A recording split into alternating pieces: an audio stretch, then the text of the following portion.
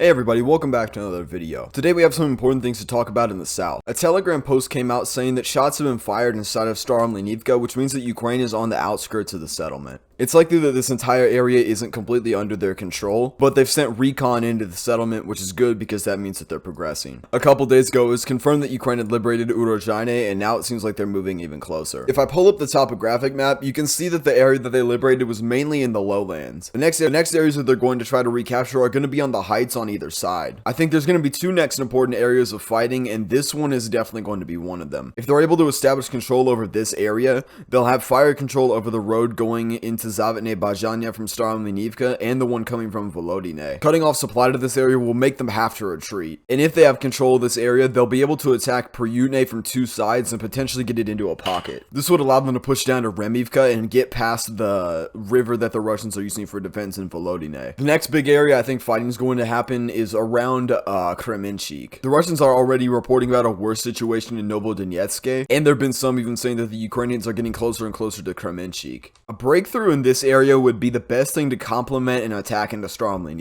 If they're able to successfully push through here, all they'll have to do is work through the tree belts in these fields, and they'll start to get close to the Russian main defense line. I think what Ukraine's possible strategy may be is to try to do a really big assault into Stronghold, and then go down this road towards Novopetrivka, and hit it from two sides with one of the vectors also coming from Kreminna, and then bust through the line and get behind it. And then from here, they can basically do whatever they want. They can go down to Mariupol and have a nice vacation. That is a lot of steps in the future, but it's showing what kind of plan and what could happen with the right steps taken. Lyubimivka is another important axis because if they're able to establish control over Remivka and attack Lyubimivka, that could add another vector of attack into Stronghold.